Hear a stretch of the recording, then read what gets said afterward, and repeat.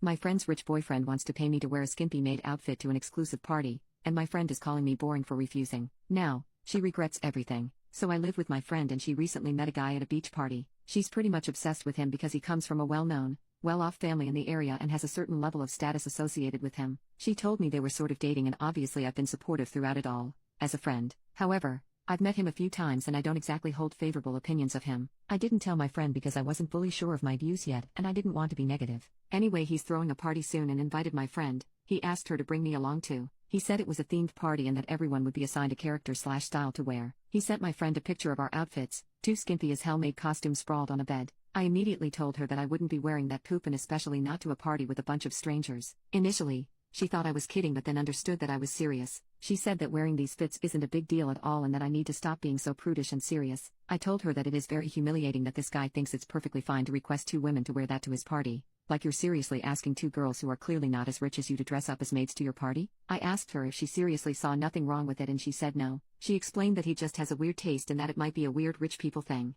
I told her again that I will not be wearing some skimpy ass maid costume. Not only is it embarrassing, it is especially disrespectful to me because I don't have any sort of meaningful relationship with the guy and yet he thought it was appropriate to include me in this request. I told her that I wouldn't be wearing the clothes, wouldn't be going to the party, and would from now on avoid her new boyfriend altogether. We had a massive argument and she said that I'm lame, boring, and not a supportive friend. She said that instead of helping her I'm ruining everything and being a killjoy. When she fed back to the guy that I'm refusing to participate, he even asked her if getting paid for it would change my mind. That made it even worse. Apparently, he told her that I have the right attitude, which makes no sense as I've been combative all this time, and that his friends would love to get to know me. I'm just getting angry typing this. I was pretty upset and told my dad about the situation. The party is tomorrow night and my friend decided to go alone, and she's not really talking to me. RN. Am I the asshole, or is she? I feel strangely very guilty even though I'm standing up for my boundaries. Update. So, the party happened last night, and as expected, I didn't go. My friend got all dolled up in that skimpy maid costume and headed off on her own. We barely spoke before she left,